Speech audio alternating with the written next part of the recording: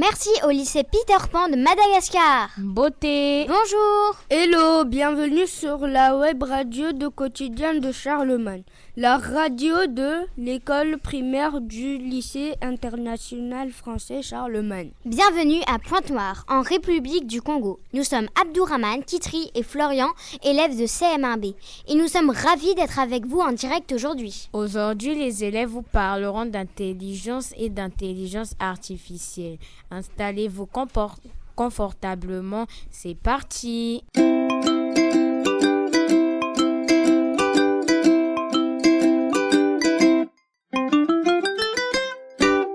On commence tout de suite avec les élèves de moyenne section de la classe de PS-MES.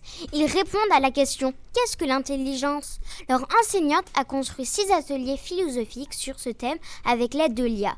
Ils ont étudié un album puis ont débattu de ce que pouvait être l'intelligence et les réponses des élèves sont loin d'être artificielles. Les élèves de moyenne section du cours double ont étudié l'album « Le lion qui ne savait pas écrire » de Martin Balchet.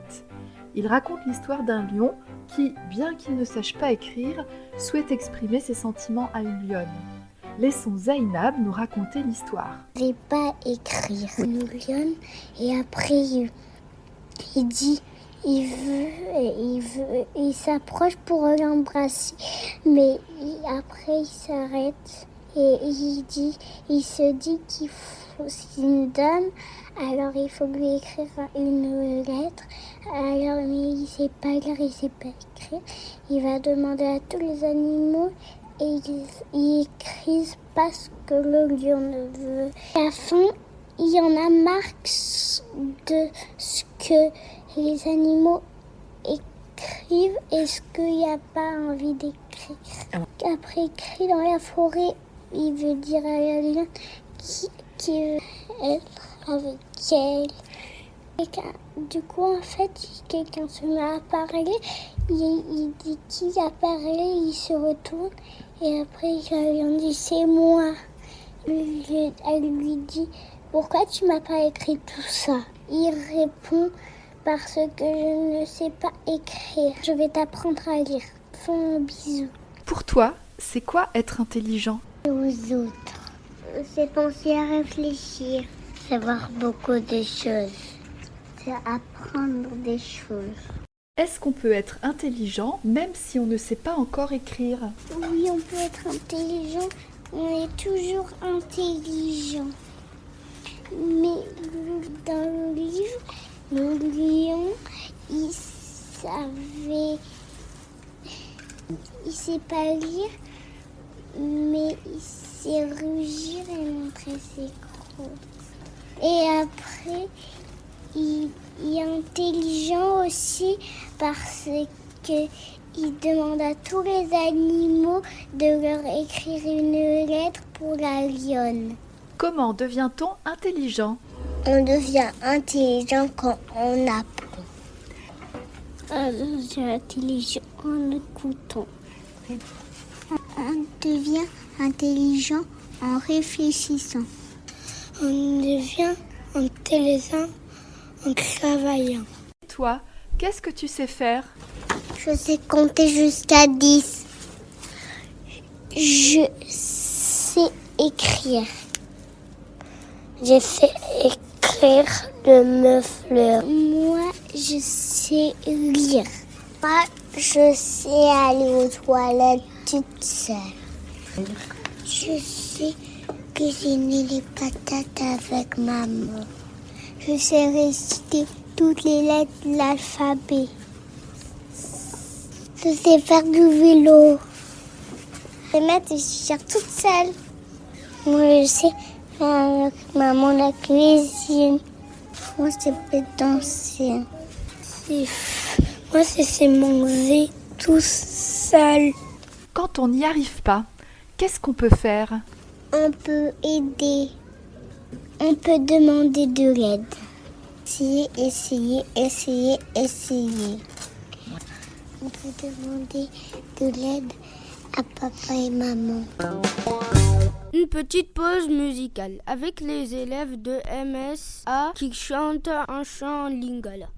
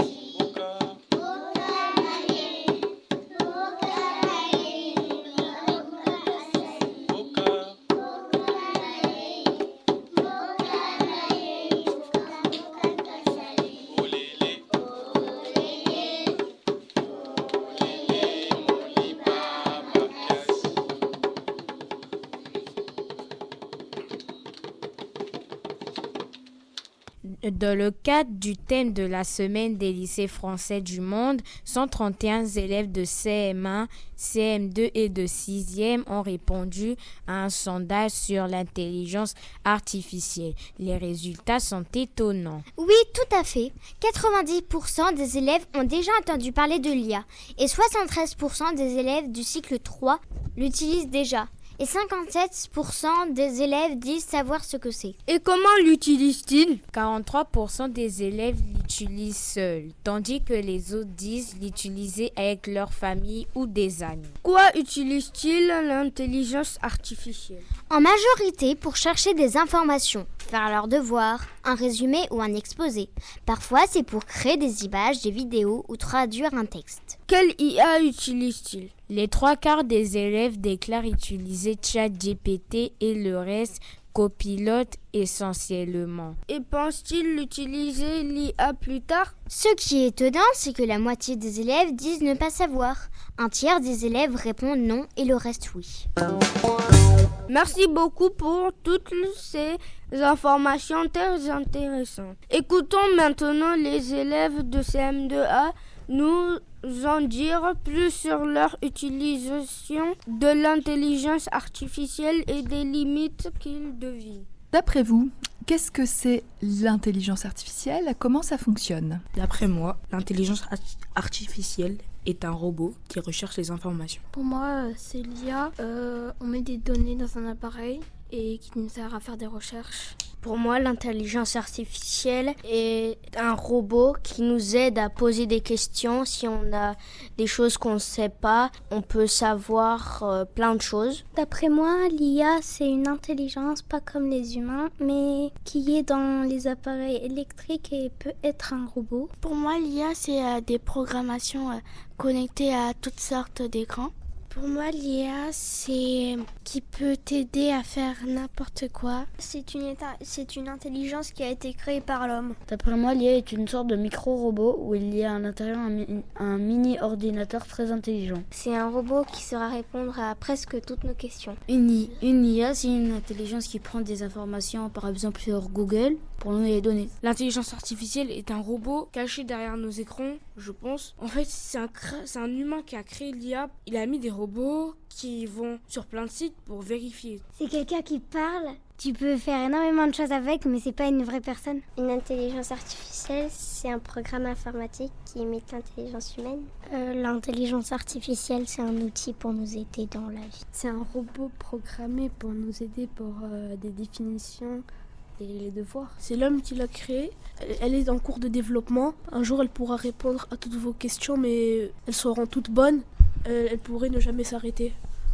En fait, l'intelligence artificielle désigne un ensemble de technologies qui permettent aux machines de simuler des capacités humaines. Est-ce que vous utilisez l'IA?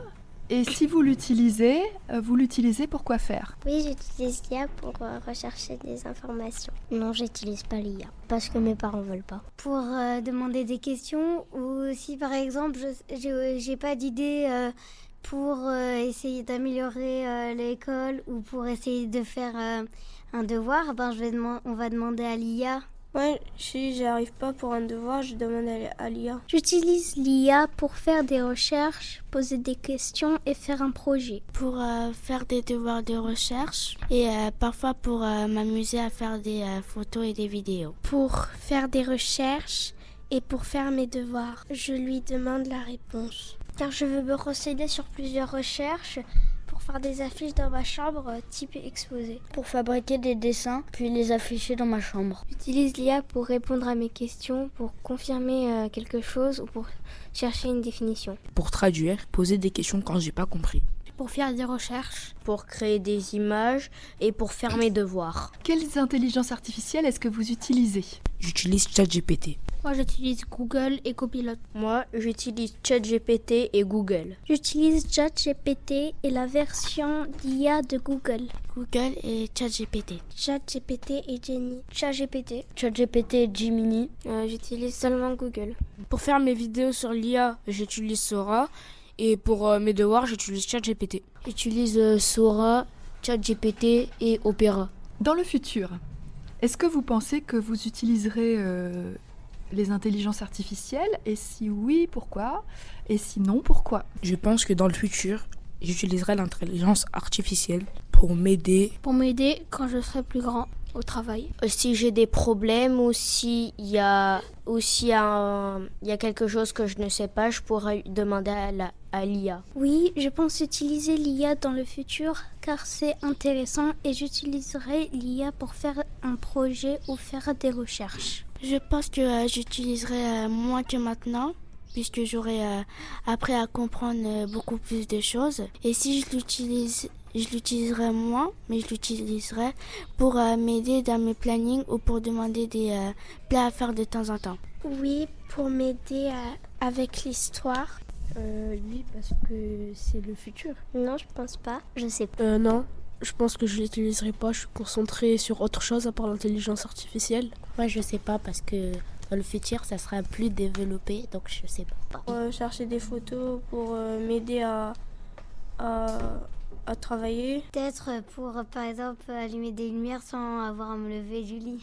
Oui, car moi, peut-être quand je serai en terminale, en premier, j'aurai un truc qui est compliqué, genre après je lui demande comme ça qu'il m'envoie des informations. D'après vous, est-ce qu'il existe des limites ou des risques dans l'utilisation de l'intelligence artificielle? Faut pas en abuser trop. Si tu lui demandes beaucoup de questions, il va commencer à un peu surchauffer et ne plus te répondre. Et c'est dangereux parce que des fois, on peut te localiser. À mon avis, je pense que c'est dangereux. De trop l'utiliser, ça serait non seulement pas dangereux pour l'école, mais aussi dangereux pour les enfants qui les utiliseront pour faire leurs devoirs. Car ils peuvent donner des mauvaises réponses et ça sert un petit peu à rien de faire ça, d'utiliser l'intelligence artificielle pour faire ses devoirs. Moi, je pense que oui, car si tu utilises le vocal, à tout moment, l'intelligence artificielle enregistre ta voix et peut savoir où tu habites. Oui, parce qu'on ne peut pas utiliser l'IA pour poser toutes les questions qu'on a dans la tête. Parce que l'IA, c'est pas nos parents, c'est pas nos amis. C'est juste une intelligence, donc il faut faire attention avec. Moi, je pense que c'est dangereux puisque l'IA elle sera toujours d'accord avec toi. Donc si tu fais quelque chose qui serait même puni par la loi, c'est sûr l'IA ce sera pas sa faute. Donc c'est pas elle qu'on va mettre en prison. Tu veux faire des trucs pas très bien, elle va t'aider à le faire. Bah oui, car elle est quand même très intelligente et elle peut bien enregistrer notre voix et elle peut bien se libérer des créateurs. Oui, je pense que ça peut être dangereux pour les réponses qu'ils te donnent et le surchauffement de l'appareil où tu utilises l'IA. Oui, parce que au bout d'un moment, l'IA, elle va reconnaître que c'est tout le temps toi qui poses les questions et peut-être que ça va un peu l'énerver que tu ne saches rien et que tu poses tout le temps les mêmes questions parce que tu t'en rappelles pas. Je pense que ça ne peut pas trop l'énerver parce que non, les intelligences artificielles, elles ne ressentent pas des sentiments et des émotions. Oui, c'est vrai. Oui, il faut savoir comment la gérer, quelles questions poser. Et aussi, elle peut te donner des trucs faux. Par exemple, si tu es malade, tu demandes ce que tu peux avoir comme médicament, mais il faut quand même aller voir le pharmacien. Et est-ce que vous pensez qu'il y a un risque pour votre développement personnel dans l'utilisation de l'intelligence artificielle? Oui, parce que c'est souvent devant l'écran et c'est pas bon l'écran. Oui, déjà faut pas rester trop longtemps scotché à l'écran sur l'IA parce que ça récupère votre attention et donc vous pouvez pas vous concentrer sur d'autres choses dans la réalité. Oui, parce que si par exemple, pour aider à tes devoirs, il faut que quand même tu essayes de faire toi-même au lieu de tout le temps demander.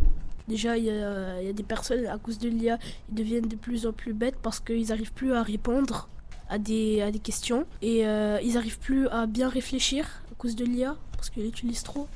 Bah, si tu cherches quelque chose, on peut te donner des choses fausses. Quand on a ChatGPT ou une autre intelligence artificielle, on va se dire oui, je vais y rester juste pour 5 minutes, mais après on va y rester plus longtemps et pour notre vie, c'est pas bien et aussi pour le cerveau. Non, il n'y en a pas, je pense. Moi, je pense qu'il peut y avoir des risques parce que l'IA, même si elle peut s'améliorer, elle va peut-être pas toujours dire la vérité et on peut croire à ce que dit l'IA et on va avoir des informations fausses. Est-ce qu'il y a un impact sur la nature, sur notre environnement, avec l'utilisation de l'intelligence ou des intelligences artificielles? Je sais pas.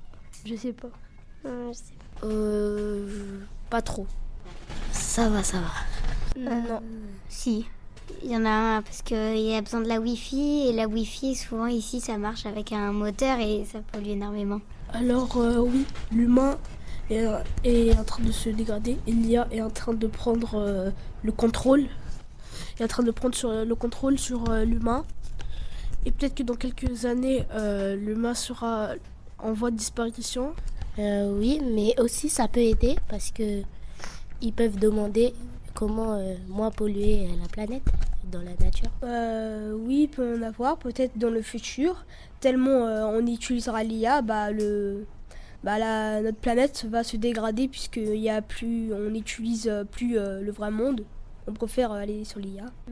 Oui, ça peut changer toute la Terre et du coup faire plus de pollution et du coup faire disparaître la Terre, l'espèce humaine et toutes les espèces qui y vivent. Non, je pense pas que ça peut faire autant de dégâts. Je pense que ça peut faire des dégâts, mais ça peut pas faire autant de dégâts qu'un humain qui vit sur une planète, qui vit sur la planète Terre.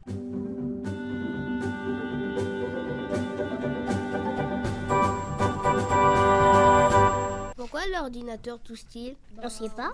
Je sais pas du tout. C'est parce qu'il a un virus. Quel est le point commun entre un éléphant et un ordinateur? Je sais pas du tout, moi. Ils ont tous les deux beaucoup de mémoire. Quelle est la touche préférée d'un extraterrestre sur un clavier? Je sais pas, moi. La barre espace. Qu'est-ce que Steve Jobs aime commander chez McDonald's? Je sais pas. Un gros Mac.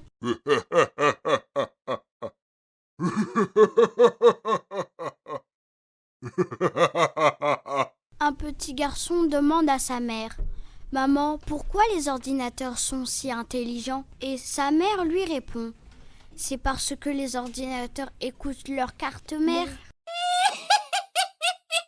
Quel est le comble pour un informaticien? C'est d'avoir peur d'une souris. Monsieur et Madame Hatter ont un fils. Comment s'appelle-t-il?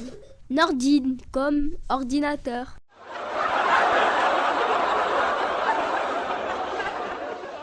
Notre émission est terminée. Merci de nous avoir écoutés. Nous cédons le micro au collège des Sœurs des 5 heures à Broumana au Liban.